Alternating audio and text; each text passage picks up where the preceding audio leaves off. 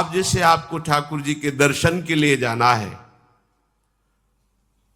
जहां तक ठाकुर जी के दर्शन करने के लिए जाना है, हो सके तो पादुका न पहने, नंगे पैर दर्शन करने जाए। यदि आप में ऐसी सामर्थ्य नहीं है किसी कारण से, तो सीढ़ियों में पादुका नहीं पहनना चाहिए। जहां से मंदिर की सीढ़ियां हैं, पादुका उतार कर माथा रखकर सीढ़ी में फिर चढ़ना चाहिए। खड़ाओं या पादुका पहन करके श्री विग्रह के दर्शन करने के लिए जाने में फिर अपराध लगता है। अरे अपने मालिक के दर्शन करने जा रहे हैं, स्वामी के दर्शन करने जा रहे हैं, प्रभु के दर्शन करने जा रहे हैं, तो अपनी कुटिया से और मंदिर तक नंगे पैर जाना चाहिए। ये भावना रखनी चाहिए।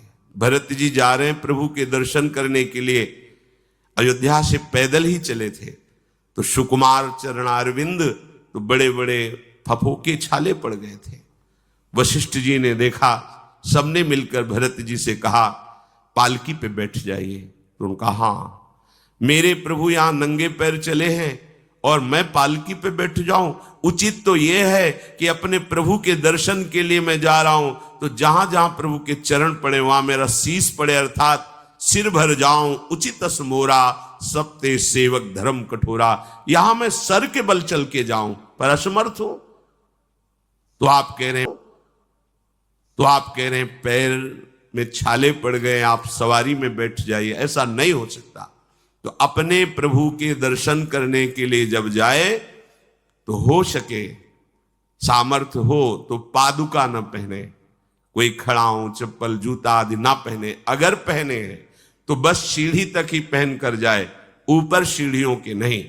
इतने सुकुमार मत बनो, ये आग में जलाया जाएगा शरीर, ये गाड़ दिया जाएगा शरीर, इससे ज्यादा प्यार ना करो। दूसरा,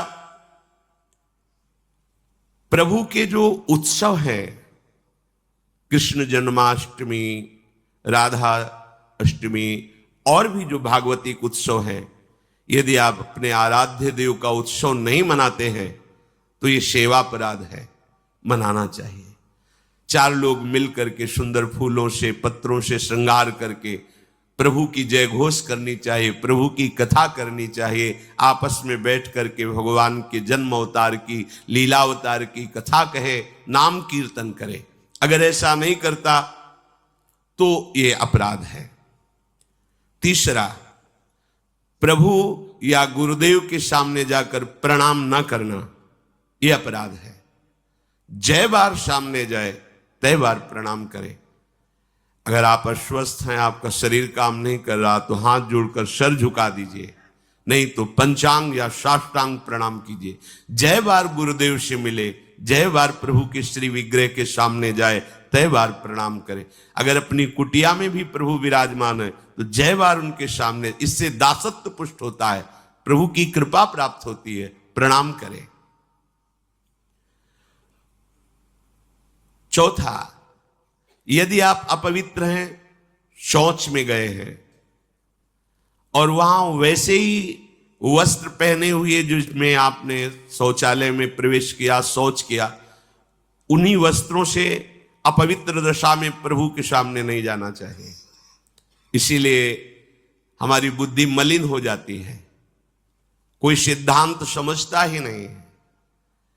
जो शौचालय है उसमें उतने ही वस्त्र पहन कर जाएं जितने हम धो सकते हैं। अगर आपको बार बार शौच लग रही है तो आप कमर से जरूर स्नान करें, यहां से हाथ धो लीजिए, कुल्ला कीजिए, नाक आंख कान इन छिद्रों को पवित्र कीजिए और वही वस्त्र पहनिए, या उनका हो।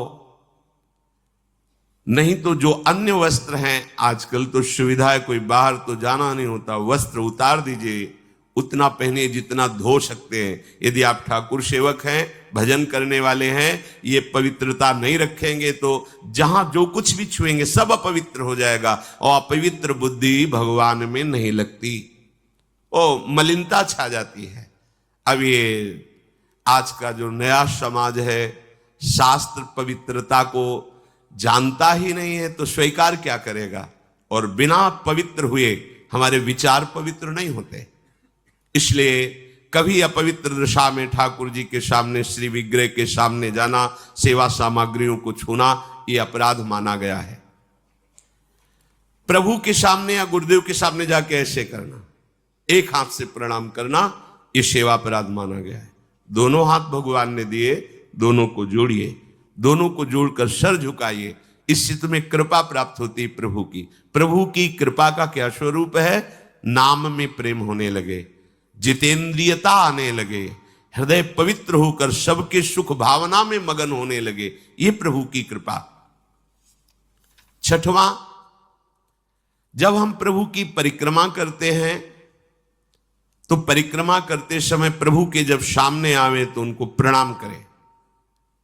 प्रणाम किया, फिर आगे। 4 परिक्रमा हमारे प्रियालाल की होती है। कभी सामने परिक्रमा नहीं करनी चाहिए, जैसे सामने खड़े ऐसे घूम जाते हैं सामने, नहीं, ऐसा नहीं। प्रभु के सामने ऐसे नहीं घूमना, वहीं खड़े खड़े घूम गए 4, ऐसा नहीं। प्रभु को दाहिने करके प्रदक्षिणा। अगर आप प्रभु को प्रणाम नहीं करते, परिक्रमा करते हुए या सामने घूमते, ये सेवा अपराध है। 7वां, प्रभु के सामने गए मंदिर में और आप पैर फैला के बैठे, सामने ऐसे पैर फैला लिए, ऐसे फैला के बैठे, ये अपराध है। अपने आराध्य देव के सामने, अपने गुरुदेव के सामने पैर फैला के नहीं बैठा जाता। यदि आपके पैरों में कोई दोष है तो उतनी देर ही रुकिए जितनी देर आप खड़े दर्शन कर सकते हैं। सामने से हट जाइए, सामने पैर नहीं होने